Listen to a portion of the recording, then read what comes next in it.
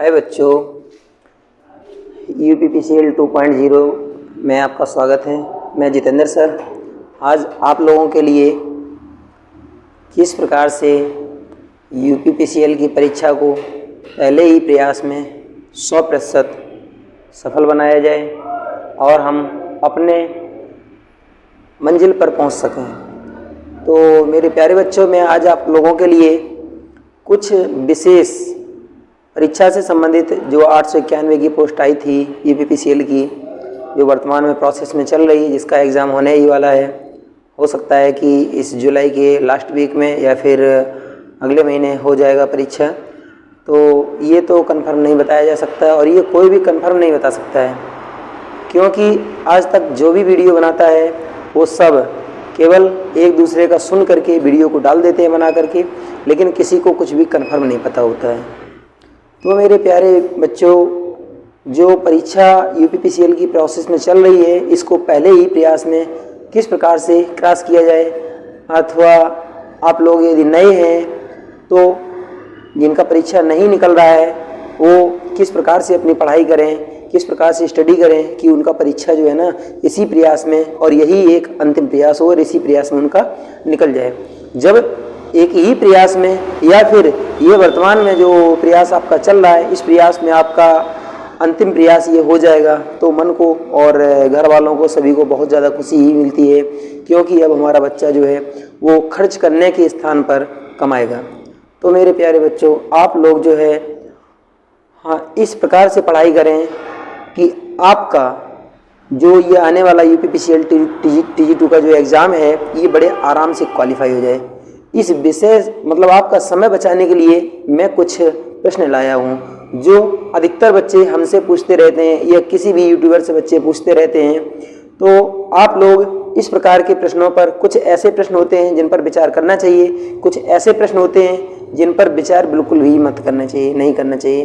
ठीक है बच्चों, तो इनमें से कुछ चुनिंदा प्रश्न हैं। जैसे मैं लाया हूँ जो 891 की UPPCL TG2 की जो पोस्ट थी, ठीक है ना, तो इस पोस्ट में पहले ही परीक्षा में पहले ही प्रयास में, ठीक है ना, किस प्रकार से परीक्षा को क्रैक किया जाए। तो इससे रिलेटेड आज आप लोगों से एक विशेष वार्ता मैं करूंगा और ये वार्ता लगभग आधे घंटे की होगी, और ये आज की हमारी वार्ता आप लोगों की 100% ज़िंदगी बदल देगी। तो मेरे प्यारे बच्चों, चैनल को थोड़ा सा लाइक और सब्सक्राइब ज़रूर कर देना, क्योंकि मैं आप लोगों के लिए आज बहुत मेहनत करके ये वीडियो बनाने जा रहा हूँ। तो पहला प्रश्न आपका रहेगा जो सबसे ज़्यादा बच्चे पूछते हैं कि UPPCL TG2 का जो सिलेबस है वो सिलेबस क्या होता है। ठीक है ना, UPPCL TG2 का जो सिलेबस है ये सिलेबस क्या है। ठीक है, इसके बाद सिलेबस के बाद आपका अगला क्वेश्चन जो है, हम सिलेबस तो पता चल जाएगा परंतु हम पुस्तकों का क्या करेंगे। तो ज़्यादा से ज़्यादा बच्चे लोग जो है जो बिना सर्टिफाइड पुस्तक हैं उन पुस्तकों को पढ़ते हैं और अंततः उनमें गलतियां ज़्यादा पाई जाती हैं। इन गलतियों के कारण उनका सिलेक्शन रुक जाता है और वही प्रश्न बाद में देखते हैं आकर के सरल होने के बावजूद भी वो गलत हो जाता है। तो यहाँ पुस्तकों का चयन जो हमको किस प्रकार की और कौन कौन सी पुस्तकें पढ़नी चाहिए, ठीक है ना, और किताबें किस प्रकार से पढ़ें। ठीक है, इसके बाद अगला क्वेश्चन आपका रहेगा जो बच्चे ज़्यादातर पूछते रहते हैं, किस प्रकार के प्रश्नों पर अधिक ध्यान देना चाहिए और किस प्रकार के प्रश्नों पर कम ध्यान देना चाहिए। इसके बाद आपका नेक्स्ट क्वेश्चन रहेगा, परीक्षा में प्रति प्रश्न कितना समय लेना चाहिए, ये आपकी ज़िंदगी बदल देगा। ये क्वेश्चन जो है, इस क्वेश्चन के सहारे आप किसी भी परीक्षा को बड़े आराम से क्रॉस या क्वालिफाई कर सकते हैं। तो बच्चों, अगला प्रश्न हमारा जो रहेगा, स्टडी पीरियड में जो पढ़ाई के समय हम लोग जो करते हैं वो क्या करना चाहिए और क्या नहीं करना चाहिए। ठीक है, क्या करना चाहिए और क्या नहीं करना चाहिए, क्या चीज़ हमारे लिए अनिवार्य है और क्या चीज़ अनिवार्य नहीं है। इसके बाद नेक्स्ट क्वेश्चन आपका जो है और UPPCL TG2 का एग्ज़ाम कब तक होगा।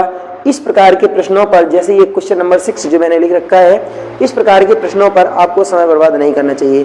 जो वर्तमान में परीक्षा चल रही है तो बच्चे लोग अपना तो सिलेबस नहीं पढ़ेंगे, परंतु YouTube पर बहुत सारी ऐसी वीडियो पड़े हुए हैं जो हर 15 दिन में 10 दिन में बनाए जाते हैं और उनमें कहा जाता है, आश्वासन दिया जाता है कि ये UPPCL की परीक्षा 10 दिन में होने वाली है, अगले सप्ताह होने वाली है, पिछले सप्ताह होने वाली है।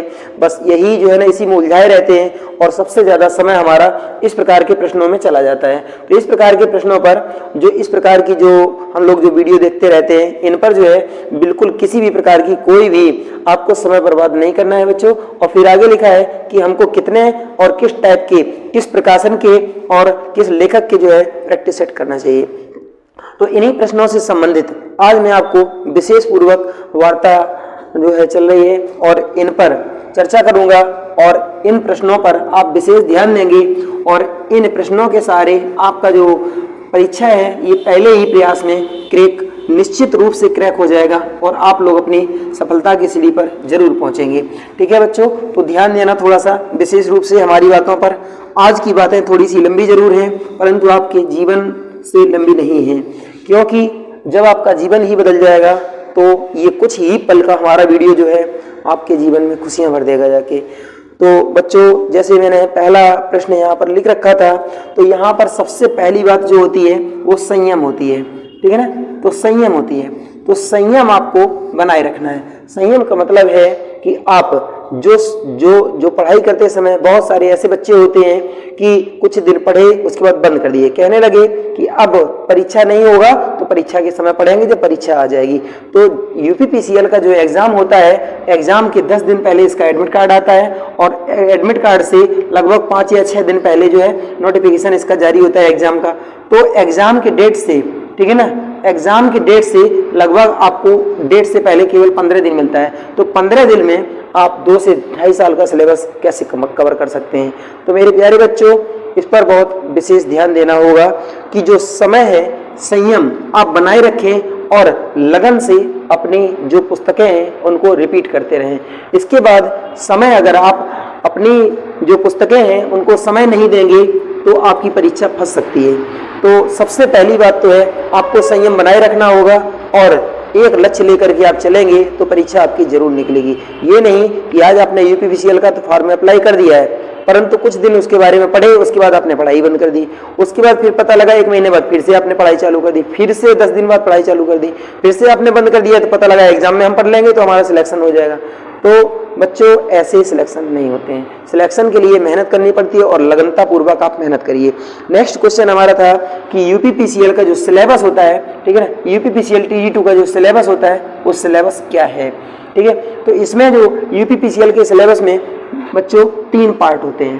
ठीक है ना, 3 पार्ट होते हैं और इसमें से 3 पार्ट में से जो पहला पार्ट होता है ये आपका होता है कंप्यूटर का।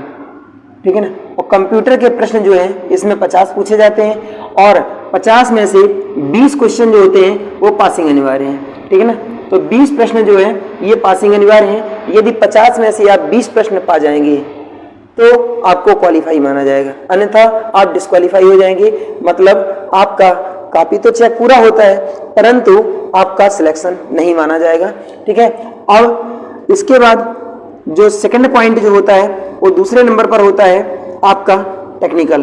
ठीक है ना, टेक्निकल होता है। जो टेक्निकल होता है इसके क्वेश्चन आते हैं 150। इस पर आपको सबसे ज्यादा मेहनत करनी होती है क्योंकि ये 150 प्रश्न होते हैं और यही हमको सफलता भी दिलाते हैं। इसके बाद जो है तीसरा पॉइंट जो होता है इसमें नॉन टेक होता है। नॉन टेक होता है, नॉन टेक में पार्ट होते हैं 4। ध्यान देना बच्चों, इसमें 4 पार्ट्स होते हैं। इसके पहले पार्ट्स में आपका होता है हिंदी, दूसरे पार्ट में होता है इंग्लिश, तीसरे पार्ट में होता है हिंदी, इंग्लिश और तीसरे पार्ट में आपका रहेगा इसमें जीएस और चौथे पार्ट में रहेगा आपका रीजनिंग। ये दोनों मिला करके 20 नंबर या 20 क्वेश्चन पूछे जाते हैं। ये होते हैं आपके 15 क्वेश्चन और ये इंग्लिश के भी 15 क्वेश्चन होते हैं। तो इसका सिलेबस मेरे प्यारे बच्चों इस हिसाब का है। लेकिन ज़्यादा से ज़्यादा लोग, टीचर लोग क्या करते हैं कि ये सब तो बता दिए, अब इसके अंदर कौन बताएगा। तो मैं बता रहा आप लोगों को, इसका मैं एक स्पेशल वीडियो आपको दूंगा कि इसके अंदर प्रत्येक सब्जेक्ट के अंदर हमको क्या क्या पढ़ना है और क्या क्या छोड़ना है। ठीक है, सभी सिलेब जो आप ये सब सिलेबस जो देख रहे हैं, कंप्यूटर है, टेक्निकल है, नॉन टेक्निकल है, इसमें से सब कुछ नहीं पढ़ना होता है। कुछ चुनिंदा जो प्रश्न होते हैं केवल उन्हीं को पढ़ना होता है अगर आपको सिलेक्शन जल्दी से लेना है तो। नहीं तो आप सब पूरा समेट करके चलेंगे और अंततः पता लगा कि आपने कुछ कवर नहीं कर पाया, आधा ही आपका कवर हुआ और छूट गया। ठीक है। तो इसका हम आपको एक अलग से स्पेशल वीडियो देंगे। इसमें कंप्यूटर में आपको क्या पढ़ना चाहिए, टेक्निकल में क्या पढ़ना चाहिए, नॉन टेक में क्या पढ़ना चाहिए, ठीक है। लेकिन इसके साथ साथ में जो आपका सबसे बड़ा सफलता में, पहले ही प्रयास में सफलता में जो आपका सबसे बड़ा सहयोग रहेगा वो रहेगा, ज़्यादा से ज़्यादा बच्चे जो है पेपर देने जाते हैं, एग्जाम देने जाते हैं, उनके क्वेश्चन ही छूट जाते हैं, पूरे क्वेश्चन नहीं मार पाते हैं। क्यों? क्योंकि उन्होंने एक संयम पूर्वक पढ़ाई नहीं की है। पहली बात तो यही है। दूसरी बात ये है, ज़्यादा क्वेश्चन देख करके वो घबरा जाते हैं, क्योंकि क्वेश्चन की संख्या इसमें बहुत ज़्यादा रहती है। टोटल क्वेश्चन 250 आते हैं, आप यहाँ से देख सकते हैं। 150 क्वेश्चन ये है, 50 ये है और 50 ये है, ठीक है ना। ये सब मिलाकर के 50 हो गए, 50 क्वेश्चन ये 100 और 150 यहाँ, तो कुल मिलाकर के 250 क्वेश्चन आते हैं। और यूपीपीसीएल 3 घंटे का टाइम देता है। 3 घंटे में इतने क्वेश्चन आपको पूरे मारने हैं। शुरू में सभी बच्चे कहते हैं कि अरे सर हम तो मार देंगे जाके, 250 क्वेश्चन बहुत ज़्यादा नहीं होता है। जब बैठते हैं क्वेश्चन का प्रैक्टिस सेट मारने तो पता लगा जो 3 घंटे का समय है, 3 घंटे में 200 क्वेश्चन हो पाया, 50 क्वेश्चन छूट गया। यदि आप 50 क्वेश्चन सीधे ही छोड़ देंगे तो सिलेक्शन कैसे हो पाएगा। और 200 क्वेश्चन में से कंप्यूटर तो आपका पहले ही हो जाता है। अब बचे 250 क्वेश्चन में से कंप्यूटर तो आपका पहले ही हो जाता है। अब बचे आपके 200 क्वेश्चन में से 50 क्वेश्चन आपका नॉन टेक का है, 150 क्वेश्चन आपका कंप्यूटर का है, टेक्निकल का है। तो पहले आपने नॉन टेक मार दिया, 50 क्वेश्चन मान लो रीजनिंग में समय ले गए। उसके बाद जब टेक्निकल मारना चालू किया तो पता लगा कि आपके 50 क्वेश्चन छूट ही गए। तो जब 200 क्वेश्चन में, जिससे आपकी मेन कट ऑफ बनेगी, 200 में से आपने 150 क्वेश्चन ही किए हैं, और उसमें से आप कितने भी प्रश्न मारेंगे तो मारते मारते ज्यादा 130 तक मार पाएंगे। और फिर उसमें से बहुत सारे प्रश्न आपके गलत भी हो जाएंगे। जब प्रश्न गलत हो जाएंगे तो कितने भी आप सटीक क्वेश्चन मारना, तब भी कम से कम 15 से 20 क्वेश्चन गलत हो जाएंगे और फिर उसका माइनस, ठीक है। अगर मान लो 130 क्वेश्चन आपने किए और 20 क्वेश्चन अगर गलत भी हो गए 150 तक मारते मारते, और तो उसका माइनस भी 5 क्वेश्चन जाएगा। तो इसी प्रकार से लगभग 110 115 क्वेश्चन पे जाते जाते गाड़ी फंस जाती है, और उसके बाद फंस जाता है हम लोगों का, हो नहीं पाता है सिलेक्शन। इसका सबसे बड़ा रीजन है कि आपने इसका टाइम मैनेजमेंट नहीं किया है। प्रत्येक प्रश्न पर प्रत्येक बच्चे को कितना समय देना चाहिए, ये बहुत ज्यादा अनिवार्य होता है प्रत्येक परीक्षा में। तो मैं बताऊं आपको कि जो आपका जो कंप्यूटर का सिलेबस जो होता है, कंप्यूटर में आपको कितना समय देना चाहिए प्रति क्वेश्चन। आप घड़ी लेकर के नहीं जा सकते हैं, परंतु वहां पर डिजिटल क्लॉक लगी रहती है, ठीक है बच्चों। वहां पर डिजिटल क्लॉक लगी रहती है, कंप्यूटर में माइनस में टाइम चलता है। तो आप ये अंदाजा लगा सकते हैं कि हमको प्रति क्वेश्चन, आप अपने घर पर जो प्रैक्टिस सेट मारेंगे उस प्रैक्टिस सेट को समय के साथ मारिए। जब समय के साथ प्रैक्टिस सेट मारेंगे तो आपका टाइम मैनेजमेंट एकदम बिल्कुल फिक्स हो जाएगा। मैं आपको बताता हूं कि प्रति क्वेश्चन आपको कितना समय देना है परीक्षा में, जिससे आपकी परीक्षा बड़ी आसानी से निकल जाएगी।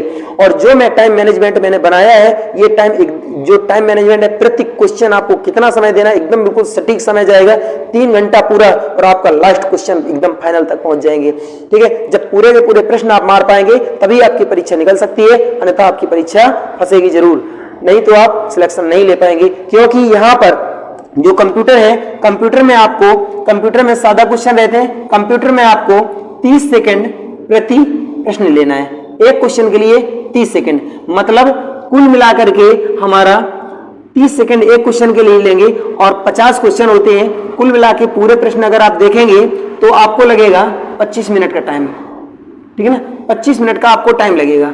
इसके बाद आपका आता है टेक्निकल में प्रति क्वेश्चन आप 45 सेकंड का समय लेंगे, ठीक है। अगर क्वेश्चन सरल है, जैसे मान लीजिए सिंगल लाइन का क्वेश्चन आ गया, किसी में मात्रक पूछ लिया, किसी में सिंगल, किसी में मात्रक पूछ लिया, किसी में कोई दक्षता वगैरह पूछ ली, तो इनका टाइम आपका बच जाएगा। लगभग 20 सेकंड में ये क्वेश्चन हो जाते हैं, 15 सेकंड आपका बचा। इसके बाद उसी बीच में न्यूमेरिकल होते हैं, तो जो छोटे प्रश्न हैं उनको आप आराम से पढ़ करके मार सकते हैं। उसके बाद उसका जो समय बचेगा वो आप दे दीजिए जाकर के, कहां पर, जो आपके न्यूमेरिकल होते हैं, न्यूमेरिकल में उस समय को लगा दीजिए। तो न्यूमेरिकल आप ले लीजिए 1 मिनट का, और जो आपके सिंगल लाइन के जो क्वेश्चन आ रहे हैं उन पर आप 1 मिनट ना दे करके उन पर आप जो है ना 25 सेकंड दीजिए, 20 सेकंड दीजिए, तो आपका इस हिसाब से टाइम पूरा मैनेज हो जाएगा। जैसे एग्जैक्ट जो है प्रति प्रश्न आपको 45 सेकंड है, 45 सेकंड में आपको जो प्रति प्रश्न टेक्निकल का 45 सेकंड में एक प्रश्न आपको करना है, ठीक है। कंप्यूटर का प्रति क्वेश्चन आपको करना है 30 सेकंड में। कंप्यूटर का प्रति जो टेक्निकल का प्रति क्वेश्चन आपको करना है कितने में, 45 सेकंड में। अब आती है हिंदी का और जीएस का। ये हिंदी, और इसमें ये 10-10 क्वेश्चन रहते हैं, लगभग 10 क्वेश्चन आपका जीएस का रहता है, 10 रीजनिंग का रहता है, ठीक है। और हिंदी का आपको प्रति क्वेश्चन लेना है 30 सेकंड का समय, और जीएस का भी लेना है प्रति क्वेश्चन 30 सेकंड का समय। तो ध्यान देना, कंप्यूटर का, हिंदी का और जीएस का प्रति क्वेश्चन आपको 30-30 सेकंड लेना है समय, ठीक है। तो इस हिसाब से आप यदि प्रश्न मारेंगे तो परीक्षा जो आपकी है वो 100% निकलेगी। और इसके बाद आपका आता है यहाँ पर इंग्लिश। तो मेरे प्यारे बच्चों, सभी लोग इंग्लिश में तेज नहीं होते हैं, तो इंग्लिश जो है प्रति क्वेश्चन आप टेक्निकल के हिसाब से लीजिए, प्रति क्वेश्चन 45 सेकंड लीजिए, ठीक है। अब जो रीजनिंग बची है, रीजनिंग में आप प्रति क्वेश्चन 40 सेकंड ले सकते हैं, ठीक है ना। इसमें से कुछ क्वेश्चन सादा होते हैं, मतलब सरल होते हैं, जैसे आपने जीके में पढ़ा और जीके में पता लगा, तो जीके का समय जो है कुछ क्वेश्चन आसान होते हैं। जीके के वैसे ज्यादातर आसानी क्वेश्चन आते हैं, सिंगल लाइन आते हैं, पढ़ करके आराम से मारा जा सकता है। तो 30 सेकंड से लगभग 20 सेकंड के आसपास लगते हैं। तो इसमें से 10 क्वेश्चन मारने में ज्यादा ज्यादा आपको जो है ना 2 या 3 मिनट लगेगा। और इसके बाद इसका समय जो बचेगा वो आप रीजनिंग पे दे दीजिए। तो रीजनिंग में लगभग प्रति क्वेश्चन आपको 45 सेकंड का समय, ठीक है, इसका समय बच करके इसके पास आ जाएगा, रीजनिंग के पास। तो ये लगभग 40 सेकंड, ये 30 सेकंड, और आपका इंग्लिश जो है ये 45 सेकंड में प्रति प्रश्न करना है, और हिंदी जो है 30 सेकंड में प्रति प्रश्न करना है। जो टेक्निकल है इसमें 150 क्वेश्चन होते हैं, प्रति क्वेश्चन आपको लगभग 45 सेकंड में करना है, ठीक है। और इसके बाद जो कंप्यूटर जो होता है आपका, कंप्यूटर में आपको 30 सेकंड में एक क्वेश्चन करना है। ये टाइम मैनेजमेंट किसी भी परीक्षा को क्वालिफाई करने के लिए बहुत ज्यादा इंपॉर्टेंट होता है। और मेरे बच्चों, इनके हिसाब से आप जब समय जोड़ेंगे जाके, तो आपका 2 घंटे 59 मिनट हो जाएगा जाके, 2 घंटे 58 मिनट कुछ सेकंड बनेगा जाके। इस हिसाब से यदि आपने टाइम मैनेजमेंट किया तो आप पूरा का पूरा पेपर बड़े आराम से देख सकते हैं और बड़े आराम से मार सकते हैं। एक बात और है, जब आप प्रश्न करते हैं या क्वेश्चन को सॉल्व करते हैं, तो सबसे बड़ा बैकग्राउंड में, सबसे बड़ी कमी मैंने ये देखी है कि बच्चे क्वेश्चन को पूरा नहीं पढ़ते हैं। जो क्वेश्चन उनको समझ में आ रहा है उस क्वेश्चन को कभी नहीं पूरा पढ़ते, अधूरा क्वेश्चन पढ़ करके जो है ना उसका आंसर मार देते हैं। लेकिन ये बहुत गलत तरीका है। जब भी आप क्वेश्चन पेपर को सॉल्व करें तो प्रति प्रश्न को एक बार पढ़ें, दोबारा फिर से पढ़ें। एक बार में किसी भी प्रश्न की भाषा सही से समझ में नहीं आती है, तो प्रश्न को कम से कम 2 बार पढ़िए। जब क्वेश्चन को आप 2 बार पढ़ेंगे, इतने समय में आप कम से कम 15 सेकंड ले जाएंगे, और आंसर मारने में आपका 5 से 7 सेकंड लगता है, 5 सेकंड करीब लगता है। तो मेरे प्यारे बच्चों, आप लोग जो है प्रति प्रश्न, चाहे वो सरल क्वेश्चन हो चाहे वो कठिन क्वेश्चन हो, तो सरल क्वेश्चन हो चाहे कठिन क्वेश्चन हो, प्रति क्वेश्चन को आपको कम से कम 2 बार पढ़ना है। जब आप 2 बार प्रश्न को पढ़ेंगे तो आपको क्वेश्चन की भाषा सही से समझ में आएगी, और जब क्वेश्चन की भाषा, अगर आपको लैंग्वेज उसकी समझ में आ गई तो आप तुरंत मार देंगे उसको, फिर आंसर मारने में टाइम नहीं लगेगा, बहुत कम से कम समय लगेगा, ठीक है बच्चों। तो इसके बाद बहुत सारे बच्चे जो है वो पूछते हैं कि सर जी, जो ये तो ठीक है कि चलो सिलेबस को हमको पता चल गया, टाइम मैनेजमेंट भी हो गया, इसके बाद पूछते हैं कि हमको कौन सी किताबें पढ़नी चाहिए और कौन सी किताबें नहीं पढ़नी चाहिए। इसके लिए आपके जो किताबें जो हैं, किन किन किताबों का या किन किन बुकों का चयन करना चाहिए हमको, जिससे हमारा परीक्षा जो है तुरंत क्वालिफाई हो जाए, और हमको जो है ना ही ज्यादा लंबा समय बिताने पड़े, और ना ही हमारे घर वाले इतने सक्षम हैं जो हमको इलाहाबाद, कानपुर या कहीं भी जो है अच्छी पढ़ाई के लिए भेज सकते हैं। तो मेरे प्यारे बच्चों, इस पर विशेष ध्यान देना है। ये जो है मतलब किन किताबों को पढ़ें, ठीक है ना, किन पुस्तकों को पढ़ें, किन किताबों को पढ़ें, किन किताबों को पढ़ें। अगर आपने बुकों का सही चयन किया है, सही अध्यापक और सही पुस्तकें, यही आपकी अंतिम मंजिल तक पहुंचाने में सबसे ज्यादा सहयोगी होते हैं। नंबर 1, आपका गुरु जो आपको शिक्षा देने वाला है वो सही होना चाहिए। नंबर 2, आपके पास पुस्तकें सही होनी चाहिए। अगर पुस्तकें, क्योंकि सबसे बड़ी आपकी गुरु जो होती हैं वो पुस्तकें ही होती हैं, और मित्र भी सबसे बड़ी पुस्तकें ही होती हैं। जो पुस्तकें अगर आपके पास सही है और गुरु आपके पास अगर सही है, तो आपका परीक्षा 100 में 100% निकलेगा, कोई उसको रोक नहीं सकता है। तो मेरे प्यारे बच्चों, जो पुस्तकें हैं ये हमको कौन कौन सी पढ़नी चाहिए, मैं किसी भी प्रकाशन का ऐड नहीं कर रहा हूं, यहाँ पर मैं आपके लिए केवल सिलेबस के आधार पर मैं बता रहा हूं कौन कौन सी पुस्तकें आपको पढ़नी होंगी। जैसे कि ज्यादातर बच्चे जो रिक्वायरमेंट रहती है, पूछते हैं कि सर जी कौन कौन सी किताबें हम पढ़ें कि हमारा परीक्षा पहले ही प्रयास में निकल जाए। तो मेरे प्यारे बच्चों, नंबर 1 होती है सतीश दहिया की बुक। मैंने यहाँ कवर लगा रखा है, सतीश दहिया की बुक है हमारे पास। इसमें देखो राइटर का नाम भी यहाँ पर लिखा होगा, ये नीचे दिखा रहे हैं आपको। सतीश दहिया की बुक, ओल्ड नहीं न्यू बुक सतीश दहिया की जब आप पढ़ेंगे तो ये न्यू बुक है, सतीश दहिया की, यहाँ पर कटा हुआ है, यहाँ पर लिखा हुआ है, आप देख सकते हैं सतीश अकेला लिखा हुआ है, बाकी मिट गया है। तो सतीश दहिया की बुक जो है, ये सतीश दहिया की बुक आप पढ़ सकते हैं, ये बुक बहुत ही अच्छी रहती है, ठीक है। और इसके बाद इस बुक में, सतीश दहिया की बुक में इलेक्ट्रॉनिक्स अच्छा नहीं दिया गया है। आप लोगों के लिए इलेक्ट्रॉनिक्स के जितने भी प्रश्न पूछे जाते हैं, ये मेरे प्यारे बच्चों जो मित्तल की बुक आती है अरिहंत के नाम से, इससे आप इलेक्ट्रॉनिक्स पढ़ सकते हैं। मित्तल के नाम से एक बुक आती है अरिहंत की, इस पे मैंने कवर लगा रखा है, यहाँ पर लिखा हुआ है, आप देख सकते हैं, ये यहाँ पर लिखा हुआ है अरिहंत प्रकाशन सीरीज मेरठ।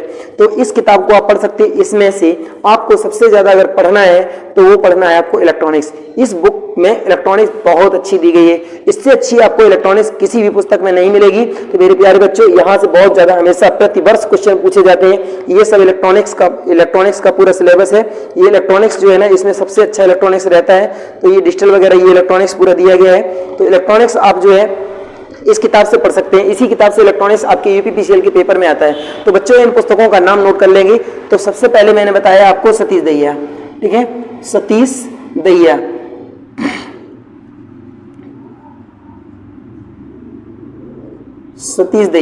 सतीश दहिया की थ्योरी आपको पढ़नी है, ठीक है ना। सतीश दहिया की थ्योरी और ए.के. मित्तल, ठीक है, ए.के.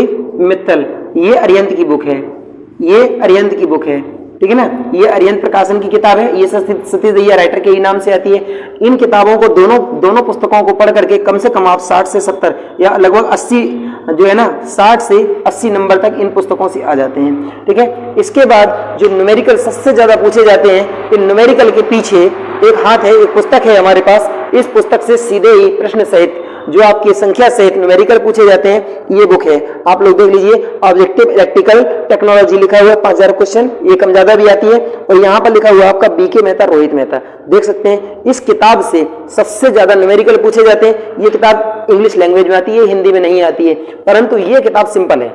इंग्लिश लैंग्वेज में जरूर है, परंतु इसकी लैंग्वेज बहुत ज्यादा सिंपल है। जो टेक्निकल की भाषा होती है, चाहे हिंदी में पढ़े चाहे इंग्लिश में पढ़े, वो दोनों इंग्लिश जैसा ही होता है, परंतु इसके न्यूमेरिकल आप जैसे हिंदी वाले हम न्यूमेरिकल सॉल्व करते हैं, ऐसे इसके आप न्यूमेरिकल सॉल्व कर सकते हैं। इस किताब से अगर आपने न्यूमेरिकल एक बार अगर पूरा पढ़ लिया तो आप प्रत्येक प्रश्न का जवाब दे सकते हैं यूपीपीसीएल टीजी2 की परीक्षा में, चाहे आप जेईई की तैयारी कर रहे हो और चाहे आप टीजी2 की। ये दोनों परीक्षा में प्रत्येक न्यूमेरिकल क्वेश्चन इसी बुक से आता है। और मेरे प्यारे बच्चों, इसके बाद एक हमारे भी संस्थान की बुक है, ये एटीसी इलेक्ट्रिकल के नाम से है, नित्या पब्लिकेशन से छपी हुई है। इस पुस्तक में आपको शॉर्ट ट्रिक्स मिलेंगे, 100 ट्रिक्स मिलेंगे, शॉर्ट ट्रिक्स हैं। और इसके साथ साथ में पूरा का पूरा सिलेबस इसमें कवर किया गया है, ठीक है, पूरा का पूरा सिलेबस इसमें कवर किया गया है। सभी सिंगल लाइन में हैंड राइटिंग में पूरा का पूरा नोट्स है। और आप जो नोट्स अपना अलग से बनाते हैं, कहीं जैसे मान करके चलिए आपने दक्षता का अलग बनाया या कोई भी नोट्स अलग अलग बनाते हैं, रेजिस्टेंस के बारे में, जल टरबाइन है, लिंक वगैरह है, डीसी लिंक के बारे में क्वेश्चन हमेशा पूछा जाता है, ठीक है। तो ये जो पुस्तक है हमारी, ये हैंड राइटिंग में पूरी पुस्तक है, ठीक है। इस प्रकार ये पुस्तक है, इसमें ये सारा सिलेबस दिया गया है और आपको दिखाते हैं। जैसे मान करके चलिए इसमें पार्ट 1 पार्ट 2, इसमें 100 ट्रिक्स भी हैं इस पुस्तक में पूरी, ठीक है। तो इस पुस्तक को भी आप लोग जो है चाहें तो पढ़ सकते हैं। ये पुस्तक मार्केट में अवेलेबल नहीं है, ये पुस्तक केवल हमारे पास है। इसके पीछे जो बैकग्राउंड में ये 4 पुस्तकें हैं, ये लॉन्च होने वाली हैं जल्दी से, ठीक है ना। तो आप लोग चाहें तो इस पुस्तक को ले सकते हैं। पुस्तक बहुत ज्यादा महंगी नहीं है, जैसे आपकी परीक्षा निकल जाएगी तो इस पुस्तक का पैसा आराम से वसूल हो सकता है। लेकिन जो आपकी सतीश दहिया या अन्य जो पुस्तकें हैं उनसे थोड़ी सी तो महंगी है, परंतु बहुत ज्यादा महंगी नहीं है। और आप लोग जो रीजनिंग के लिए रिक्वायरमेंट करते हैं, तो रीजनिंग के लिए आप ये किताब जो है अरिहंत की भी, ये भी है, इस किताब को आप पढ़ सकते हैं। यूपीपीसीएल टीजी2 के लिए ये पुस्तक नई व्हाइट कलर में आती है वर्तमान में, तो इस पुस्तक को आप पढ़ सकते हैं। इस पुस्तक से आपका रीजनिंग जो है आसानी से निकल जाएगा। और जीके के लिए आप जो है एक पुस्तक आती है, जीके के लिए सबसे अच्छी बुक आती है, उसका नाम है क्राउन पब्लिकेशन की ये पुस्तक आपको इलाहाबाद में मिल जाएगी। क्राउन पब्लिकेशन की जीके, ये ऑब्जेक्टिव भी आती है और सब्जेक्टिव मतलब थ्योरी में भी आती है। तो आप ऑब्जेक्टिव वाली मत पढ़िए, ये लगभग 200 या 250 रुपए के आसपास पुस्तक आती है, ज्यादा महंगी नहीं है। इसको आप लेकर के एक बार पढ़ करके देखिए। इस किताब से आपका जितना जीके का पोर्शन होता है, करंट अफेयर छोड़ करके बाकी सब का सब इसमें कवर किया गया है। बहुत अच्छी तरीके से सब का सब क्वेश्चन आपको इसी पुस्तक से एक से मिल जाएगा। बहुत सारी पुस्तकें इसके लिए पढ़ने की जरूरत नहीं है, ठीक है ना। रीजनिंग इससे हो जाएगा। और ये हिंदी आपका इस क्राउन पब्लिकेशन की जो जीके की बुक है, ये आपकी जीके की बुक है। क्राउन पब्लिकेशन की बुक जो हम जीके पढ़ सकते हैं। अरिहंत जो मैंने रीजनिंग बताई है, ठीक है ना। रीजनिंग जो मैंने बताई है, रीजनिंग आप अरिहंत की पढ़ सकते हैं, ठीक है ना, अरिहंत। अगर इसके अलावा आप पढ़ना चाहें तो अजय चौहान की एक पुस्तक आती है, ठीक है ना, अजय चौहान, वर्बल और नॉन वर्बल, तो इन पुस्तकों को पढ़ सकते हैं, ठीक है ना। तो इनमें से आप नॉन वर्बल वाला लीजिए, हिंदी में आता है, इंग्लिश में भी आता है, जिसमें पढ़ना चाहें आप पढ़ सकते हैं, ठीक है। तो इसके अतिरिक्त आप जो है किन प्रश्नों पर विशेष ध्यान देना चाहिए, ये पुस्तकें हैं, तो इन पुस्तकों को आप आसानी से पढ़ सकते हैं। इसके साथ साथ में आपके बनाए हुए जो नोट्स हैं उन नोट्स को पढ़ सकते हैं। और कंप्यूटर के लिए हम लोगों को क्या करना चाहिए, तो कंप्यूटर के विषय में आपके लिए मैं अलग से एक स्पेशल, अब इन पुस्तकों के अंदर हमको पढ़ना क्या क्या है ये सबसे ज्यादा डिपेंड करता है। केवल राइटर का नाम लेकर के ही पुस्तक खरीदना मूल नहीं है, इनके अंदर हमको पढ़ना क्या क्या और क्या क्या छोड़ना है वो विशेष है। तो ये चीजें अगर आप जान गए तो आपको पूरा नहीं पढ़ना पड़ेगा, कुछ कम पढ़ना पड़ेगा, आपका समय बचेगा, वो समय आप दूसरे क्वेश्चनों पर लगा सकते हैं, ठीक है। तो इनका समय आप बचाइए, मेन चीज होती है किसी भी परीक्षा को क्वालिफाई करने के लिए टाइम बचाना।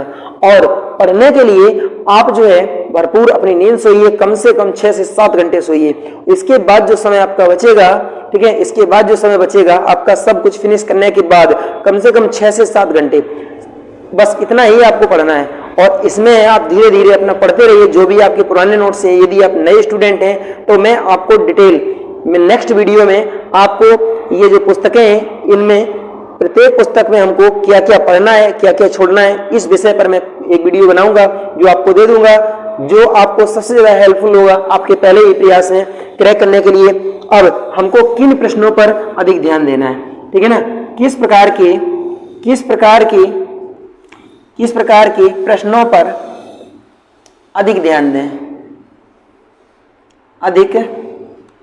दें, ये भी एक डिपेंड रहता है। अगर आपने पता लगा कि आपको जो मजा आ रहा है, जो कई बार आपने पढ़ा है वही आप बार बार रिपीट कर रहे हैं, अगर आप बार बार एक ही चीज रिपीट कर रहे हैं तो बहुत सारा समय आपका लॉस होगा।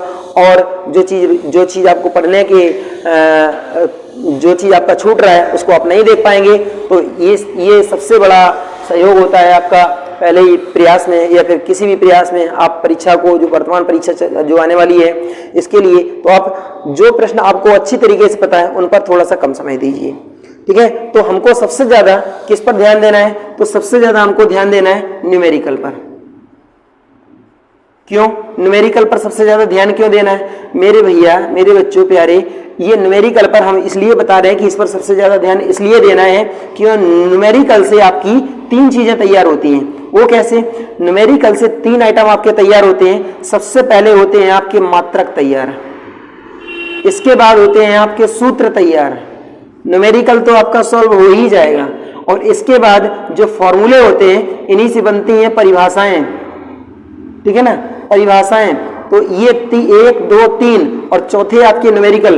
तो एक काम करने से जब आपके 4-4 आइटम जब तैयार हो रहे हैं तो क्यों ऐसा काम ना किया जाए। तो न्यूमेरिकल जितना ज्यादा आप पढ़ेंगे उतना ज्यादा आपके मात्रक परिभाषाएं और आपके फॉर्मूले ये सब आपके कवर होते चले जाएंगे। तो सबसे ज्यादा आपको पढ़ना है, थ्योरी से भी ज्यादा पढ़ना है न्यूमेरिकल, क्योंकि परीक्षा में अगर मान लीजिए कि 20 क्वेश्चन दे दिया न्यूमेरिकल के, ठीक है ना, 20 न्यूमेरिकल के क्वेश्चन दे दिया, अगर उसने 20 न्यूमेरिकल के क्वेश्चन दिया है तो कम से कम इसी के पीछे 20 वो अलग से फॉर्मूले भी पूछता है।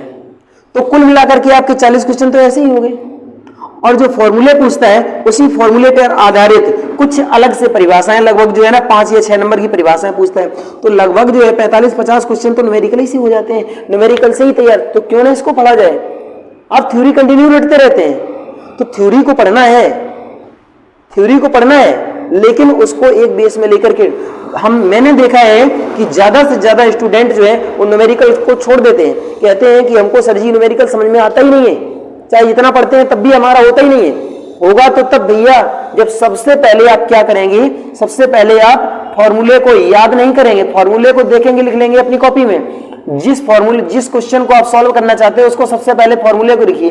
जो फॉर्मूला आप लिखेंगे, ठीक है ना, फॉर्मूले को सबसे पहले लिखेंगे, ठीक है ना, फॉर्मूले को सबसे पहले लिखेंगे। जब फॉर्मूले को आप लिखेंगे तो उसी फॉर्मूले पर आधारित आपका क्वेश्चन रहता है, क्वेश्चन सॉल्व हो जाएगा। तो जब एक ही तरीके का आप 4 बार क्वेश्चन सॉल्व करेंगे तो ये फॉर्मूला तो अपने आप ही तैयार हो जाएगा। और जब आपका क्वेश्चन न्यूमेरिकल क्वेश्चन और फॉर्मूला आपका तैयार हुआ तो उसी के पीछे जो आंसर आपका निकलता है उसी में तो मात्रक भैया लिखा जाता है, तो मात्रक भी आपका तैयार हो जाएगा। जितनी बार आप न्यूमेरिकल क्वेश्चन सॉल्व करो तो मात्रक जरूर उसमें लिख दो, तो मात्रक ऐसे ही तैयार हो जाएंगे सभी। जब मात्रक तैयार हो जाएंगे, जब आपके फॉर्मूले जब तैयार हो जाएंगे तो फॉर्मूले से ही बनती है परिभाषाएं। जैसे पावर फैक्टर जो होता है cos फाई, इसका जो फॉर्मूला होता है r अपन z होता है, और बहुत सारे होते हैं, ठीक है ना, r अपन z होता है, और एक होता है i ओमेगा बटे I0, ये भी होता है, ठीक है ना, और भी होते हैं P अपन VI होता है ये। तो इनसे सभी से जब आपको फॉर्मूले पता रहेंगे तो फॉर्मूले से परिभाषाएं बन जाती हैं। जैसे उसने कह दिया कि प्रतिरोध और प्रतिबाधा का अनुपात क्या कहलाता है, ये क्वेश्चन को कई बार रिपीट हुआ है, ठीक है ना, और कार्यकारी धारा तथा शून्य धारा का अनुपात क्या कहलाता है, या उसने पूछ दिया कि जो वास्तविक शक्ति है और आभासी शक्ति है इसका अनुपात क्या कहलाता है, ठीक है। तो यहाँ से तीन परिभाषाएं, फॉर्मूला बने रहे, परिभाषाएं बन रही, इसी से आपके सॉल्व हो जाते हैं न्यूमेरिकल। तो सबसे ज्यादा क्यों ना न्यूमेरिकल सॉल्व किए जाए। इसके बाद सबसे अधिक ध्यान देना है आपको न्यूमेरिकल पर, क्योंकि न्यूमेरिकल से जो लगभग 60 से 70 क्वेश्चन तैयार होते हैं पेपर के, ठीक है। और इसके बाद आपको ध्यान देना है मात्रकों पर, ठीक है। मात्रकों पर आप ध्यान, जब न्यूमेरिकल आप सॉल्व करेंगे तो आपका फॉर्मूला तैयार हो जाएगा, फॉर्मूला तैयार होने से आपके मात्रक तैयार हो जाते हैं। जब मात्रक तैयार हो जाएंगे, फॉर्मूला तैयार हो जाएगा, तो फॉर्मूले से ही भाई साहब वर्तमान में जो परीक्षाओं में प्रश्न पूछे जाते हैं वो फॉर्मूले से ही बनती हैं परिभाषाएं। इस टाइप के प्रश्न पूछे जाते हैं। हाल ही में फ्रीक्वेंसी की परिभाषा पूछी गई थी, ठीक है, फ्रीक्वेंसी की परिभाषा पूछी गई थी, बिल्कुल छोटी सी फ्रीक्वेंसी की परिभाषा पूछी गई थी, ठीक है। तो जो एक सेकंड में जो है जितने चक्कर या राउंड पूरे किए जाते हैं वही तो फ्रीक्वेंसी होती है, ठीक है। तो इसके बाद आपको और ध्यान देना है इसके अतिरिक्त किस प्रकार के प्रश्नों पर, इन पर तो ध्यान देना ही है, प्लस और किस प्रकार के प्रश्नों पर ध्यान देना है और बताते हैं आपको। इसके अतिरिक्त आपको ध्यान देना होगा किस पर, कूट के जो प्रश्न आते हैं, ठीक है ना, कूट के जो प्रश्न आते हैं, ठीक है ना, जिसमें 1 2 3 यहां लिखा होता है कि निम्न में से कौन सा प्रश्न सही है, ठीक है ना, सही है ये पढ़ लिया या गलत है, ठीक है, गलत है, ठीक है, निम्न में से कौन सा प्रश्न सही है या गलत है। और इसके बाद 3 कूट दिए होते हैं, यहाँ पर A, B और C, D ऐसे करके यहाँ पर ऑप्शन, इसमें होता है केवल 1, इसमें केवल 2, इसमें 1, 2 और इसमें 1, 2, 3 ऐसे करके लिखा रहता है कि कौन सा सही है। प्रश्न में एक ही बात लिखी रहेगी, कौन से सही है अथवा कौन से गलत है। अगर गलत पूछा है तो हमको गलत बताना है, सही पूछा है तो सही। इस प्रकार के प्रश्नों पर भी बहुत विशेष ध्यान देना होता है। इस प्रकार के क्वेश्चन आप जब इस प्रकार के क्वेश्चन आप सही करने लगेंगे तो यहाँ एक क्वेश्चन में 3 या 4 क्वेश्चन तैयार होते हैं। तो मेरे प्यारे बच्चों, आपको सबसे ज्यादा ध्यान देना है किस पर, न्यूमेरिकल पर, उसके बाद देना है आपको कूट वाले प्रश्नों पर, ठीक है। इन दोनों पर अगर आपने विशेष ध्यान दिया तो आपका सिलेबस बहुत तीव्रता से आगे बढ़ेगा और बहुत आराम से आप तैयार कर पाएंगे, ठीक है बच्चों। अब इसके बाद आपको स्टडी पीरियड में क्या नहीं करना चाहिए और क्या करना चाहिए, ये दोनों बातें आपके ऊपर निर्भर करती हैं। तो मेरे प्यारे बच्चों, पढ़ाई के समय आपको क्या करना चाहिए और क्या नहीं करना चाहिए, हमारा क्वेश्चन नंबर 6 जो स्क्रीन पर लिखा हुआ था ये यही था। स्टडी पीरियड में आपको क्या करना चाहिए और क्या नहीं करना चाहिए। सबसे पहली बात जो मैंने शुरू में ही बोला था कि आपको संयम बनाए रखना है। परीक्षा के समय और परीक्षा से जब से आपने फॉर्म डाला है या फॉर्म भरा है, उस परीक्षा को क्वालिफाई करना चाहते हैं तो संयम आप बनाए रखिए और एक आधार बनाइए कि मैंने जो फॉर्म मैंने डाला है इसको हम 100% क्वालिफाई करेंगे। और क्वालिफाई आपका हो जाएगा और होके रहेगा। कब, जब आप कुछ विशेष बातों का ध्यान देंगे। इसमें से कुछ विशेष बातें हैं जो मैं आपको बताने जा रहा हूं। जैसे मान लीजिए कि आप संयम बनाए रखें।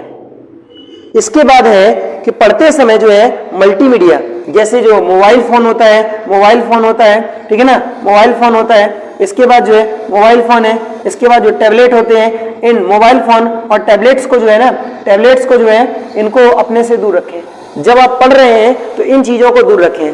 और अगली बात, इनमें जो ट्यूनिंग होती है, ठीक है, जो ध्वनि जो ट्यूनिंग होती है, मैसेज की ट्यूनिंग या कॉल की ट्यूनिंग है, इनकी आवाज जो होती है, ठीक है ना, ट्यूनिंग की आवाज जो होती है इसको स्लो रखें। स्लो रखेंगे तो आप डिस्टर्ब नहीं होंगे।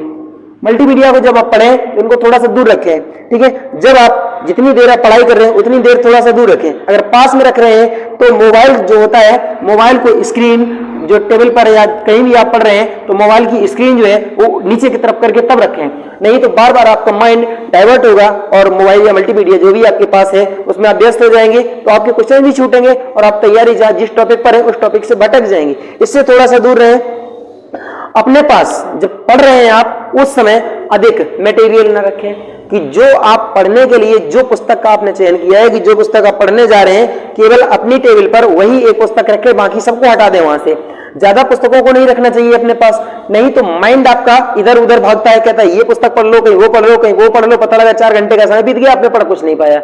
इसलिए जिस पुस्तक को आप पढ़ो वो एक पुस्तक उठाओ और उसी को पढ़ो, बाकी सभी मटेरियल को वहां से हटा दो, ठीक है। इसके बाद आपके पास जो बुक्स है, नोट्स है, ठीक है ना, उनको जो आपको पढ़ना है उसी को केवल अपने पास रखो, बाकी सबको हटा दो। बहुत ज्यादा सामग्री अपने पास मत रखो पढ़ाई के समय, सब चीज अलग रखो, जो पढ़ना है केवल वही अपने पास रखिए। इसके बाद एक और बहुत इंपॉर्टेंट चीज है, यहां पर जो है हमको पढ़ाई के समय एक पानी का बोतली या फिर कोई भी एक बर्तन अपने पास जिसमें आपका वाटर पानी जो है ना, ठीक है ना, पानी जरूर होना चाहिए, ये जरूर रखना चाहिए। क्यों? क्योंकि नहीं तो आप हर आधे घंटे में 1 घंटे में बार बार पानी ही पीने जाओगे, पानी पीने जाओगे तो इससे भी आपका माइंड डाइवर्ट हो जाता है, ठीक है। तो पानी आपके पास ये जरूर होना चाहिए। और एक बात, जब आप पढ़ाई करते समय थोड़ा थोड़ा पानी जब पीते रहेंगे तो पानी में होता है ऑक्सीजन, पानी में होता है ऑक्सीजन, तो ऑक्सीजन आपको मिलता रहेगा। स्टडी करते समय सबसे ज्यादा अगर लॉस होता है, कहते हैं लोग कि हमारा सबसे ज्यादा एनर्जी लॉस हो गया, तो लॉस जो होता है वो पानी पीने से आपका लॉस की पूर्ति होगी, क्योंकि पानी में होता है ऑक्सीजन। तो ऑक्सीजन की पूर्ति जब होती रहेगी तो आपका मन जो है जितने समय तक आप पढ़ रहे हैं उससे थोड़ा सा लंबे समय तक पढ़ सकते हैं, ठीक है। तो पानी जो है अपने पास में जरूर रखना है। और एक बात, जब आप भोजन कर रहे हैं तो भोजन करते समय या भोजन करने के बाद एक साथ या पढ़ाई करने से पहले ज्यादा पानी नहीं पीना चाहिए। जब आप ज्यादा पानी पिएंगे तो बार बार आप यूरिन के लिए जाएंगे, तो आपका समय इसमें भी लॉस होगा। तो बहुत ज्यादा पानी नहीं पीना चाहिए, एक निश्चित क्षमता में ही पानी पीना चाहिए, जिससे आपका समय बर्बाद ना हो। इसके बाद जब आप पढ़ते हैं तो हमेशा टेबल वगैरह पर या जो चेयर पर बैठते हैं तो हमेशा सीधी मुद्रा में बैठ करके ही पढ़ाई करें, और आलस की मुद्रा में लेट करके पढ़ाई कभी ना करें। जब भी आपको पढ़ना है तो चारपाई पर या कहीं भी, जिस चौकी पर या कहीं भी बैठ करके आप पढ़ते हैं तो बैठ करके और सीधी मुद्रा में बैठ करके पढ़ना चाहिए। जब भी आपको लगे कि हमको आलस आ रहा है तो कॉपी किताब को, पुस्तक को बंद करके एक तरफ रख दीजिए और सो लीजिए। ये नहीं कि आलस आ रहा है, बार बार गिर जा रहे हैं, तब उसके बावजूद भी पढ़ रहे हैं, ऐसा मत करिए। ऐसा करने से आपका टाइम भी बर्बाद होगा और आपको समझ में भी कुछ नहीं आएगा, तो आपकी नींद भी बर्बाद होगी। तो नींद जो है भरपूर लीजिए, उसके बाद 6 से 7 घंटे केवल पढ़िए, और जितना आप पढ़ेंगे हम गारंटी से बता रहे हैं वो आपको 100% याद रहेगा। मल्टीमीडिया से थोड़ा सा दूर रहेंगे, ठीक है ना। इसके बाद बच्चे लोग रिक्वायर करते हैं कि सर जी जो है, बच्चे लोग रिक्वायरमेंट करते हैं कि सर जी जो है कि हमको कौन कौन से प्रैक्टिस सेट पढ़ने हैं। तो प्रैक्टिस सेट भी मारना जो है बहुत ज्यादा सही रहता है परीक्षा के समय। जो आप जैसे मान लो यूपीपीसीएल का जो परीक्षा है TE2 का, ये होने वाला है, ठीक है ना। तो प्रैक्टिस सेट आप किसी भी, ठीक है, किसी भी प्रकाशन या लेखक का ले सकते हैं, ठीक है ना, ले सकते हैं। इसमें जिस प्रकाशन, किसी भी प्रकाशन का, किसी भी राइटर का आपको जो प्रैक्टिस सेट है, अगर ये मिल जाता है यूपीपीसीएल TE2 का, तो उसको ले लीजिए, उसको ले करके पढ़िए। यदि आप हमसे जुड़ते हैं, हमारे टेलीग्राम जो पेड ग्रुप है हमारा टेलीग्राम का प्राइवेट, उस पर अगर आप जुड़ते हैं तो आपको ये प्रैक्टिस सेट जो प्रैक्टिस सेट है ये आपको फ्री में, आपको लाइफ टाइम, ठीक है ना। तो कुछ आपको पेड करना पड़ेगा, उसके बाद आपको लाइफ टाइम आपको ये प्रैक्टिस सेट हमेशा मिलेंगे, और बहुत सारे कोचिंग का सभी नोट्स मिलेंगे। और नोट्स के साथ साथ जिस पुस्तक की, जैसे मान लो कंप्यूटर की हम लोग यूथ वगैरह जो पुस्तक जो खरीदते हैं, वो सभी पुस्तकें भी आपको निःशुल्क मिल जाएंगी। जीके की सभी पुस्तकें आपको निःशुल्क मिल जाएंगी, उसमें बहुत सारा सिलेबस पड़ा हुआ है। अगर आप ज्वाइन करना चाहें तो हमारे टेलीग्राम ग्रुप को ज्वाइन कर सकते हैं, और इसका लिंक जो है वो आपको डिस्क्रिप्शन में मिल जाएगा। हमारे व्हाट्सएप का लिंक आपको डिस्क्रिप्शन में मिल जाएगा। व्हाट्सएप पर आपको पुस्तकें नहीं प्राप्त होंगी, आपको पुस्तकें केवल हमारे टेलीग्राम ग्रुप पर ही प्राप्त होंगी। टेलीग्राम ग्रुप से जुड़ने के लिए आप हमारे लिंक पर क्लिक करेंगे तो एक पेड ग्रुप है, तो उसमें आपको कुछ जो पैसा है वो हो सकता है कि मांगेगा, तो उसको पेड करने के बाद आप हमारे जो ग्रुप है उस पर ज्वाइन हो जाएंगे। ज्वाइन होने के बाद आपको जितना भी सामग्री की आवश्यकता है वो सब की सब सामग्री और प्लस प्रतिदिन प्रैक्टिस सेट हमारे सेट पर डाला जाता है, वो आपको जरूर मिलता रहेगा, जो आपकी परीक्षा के लिए बहुत ज्यादा हेल्पफुल होगा। तो पेपर जो है इसके बाद जो हम लोग अध्ययन करते हैं यहां से केवल हम लोगों का, जैसे मान करके चलिए टेक्निकल की मैंने सभी किताबों से तैयारी कर ली, तैयारी करने के बाद पढ़ने के बाद आपने जो भी नोट्स आपने बनाया होगा, ठीक है ना, नोट्स आपने बनाया होगा, यदि नहीं बनाया है तो हमारे टेलीग्राम से ज्वाइन हो जाएंगे, तो ये नोट्स आपको, जो कोचिंग का नोट्स है ये आपको प्रत्येक चैप्टर वाइज आपको मिल जाएगा और ये उस पर निःशुल्क रहेगा, उस पर आपको कोई भी चार्ज नहीं देना है, केवल एक बार देना है और लाइफ टाइम में, एक बार आप जुड़ जाएंगे तो लाइफ टाइम आपको वो फ्री प्रदान किया जाएगा और हर एक चीज, ठीक है ना, जिस सामग्री की आपको आवश्यकता है सभी सामग्री आपको उपलब्ध करवा दी जाएगी। इसके बाद कुछ पुराने पेपर होते हैं, ठीक है ना, पुराने प्रश्न पत्र, जो पुराने प्रश्न पत्र होते हैं उन पुराने प्रश्न पत्रों का भी परीक्षा में बहुत ज्यादा हाथ होता है, ठीक है ना। तो पुराने प्रश्न पत्रों से अगर आप सभी पुराने प्रश्न पत्रों का अध्ययन करते हैं, सभी का मतलब जैसे 2015 से और 2021 तक के प्रश्न पत्रों का यदि आप अध्ययन करते हैं, इसमें से प्रत्येक पेपर का यदि आपने दो बार अध्ययन किया है तो इसमें से लगभग आपके 50 क्वेश्चंस जो हैं वो आपके पेपर में जरूर फंसेंगे जाकर के। तो 50 क्वेश्चन इधर से मैंने बताए हैं और आपको उन किताबों में से जो मैंने बताए हैं, जो न्यूमेरिकल आप हल करेंगे, न्यूमेरिकल से न्यूमेरिकल तैयार होगा, मात्रक तैयार होगा, इसके बाद उसके फॉर्मूले तैयार हो जाएंगे, इसके बाद परिभाषाएं तैयार हो जाएंगी, ये सब मिलाकर के लगभग 70 क्वेश्चन वहां से पूछा जाता है। जरा जोड़िए 7 5 12 120 क्वेश्चन तो आपके यही हो गए, प्लस जब आप थ्योरी पढ़ेंगे तो कुछ क्वेश्चन वहां से तैयार हो जाएंगे। तो मेरे प्यारे बच्चों, टेक्निकल में ही अकेले आप कम से कम 130 क्वेश्चन मार करके आएंगे और जो आपकी जीएस है, रीजनिंग है, इंग्लिश है, हिंदी है, ये सभी आप अगर सॉल्व करेंगे तो इसमें से भी कम से कम 20 से 25 नंबर आप प्राप्त करेंगे। हाँ बच्चों, हिंदी के लिए आप आदित्य प्रकाशन की पुस्तक पढ़ सकते हैं। आदित्य प्रकाशन की एक पुस्तक आती है, आदित्य प्रकाशन की आती है एक पुस्तक, आदित्य प्रकाशन, ठीक है ना, आदित्य प्रकाशन की एक पुस्तक आती है। ये पुस्तक लगभग 260 रुपए के आसपास आपको मिल जाएगी, ठीक है ना। ये पुस्तक व्हाइट कलर की होती है, सफेद रंग की होती है। इस पुस्तक से आपके यूपीपीसीएल के पेपर में प्रत्येक क्वेश्चन मिल जाएगा हिंदी का, जो 15 क्वेश्चन आते हैं, 15 के 15 क्वेश्चन आपको इस पुस्तक में मिल जाएंगे, ठीक है बच्चों। तो ये हमारी कुछ विशेष वार्ता थी और आपके किस पुस्तक से क्या चीज पढ़ना है इसके विषय में आपको नेक्स्ट वीडियो मिल जाएगा हमारा।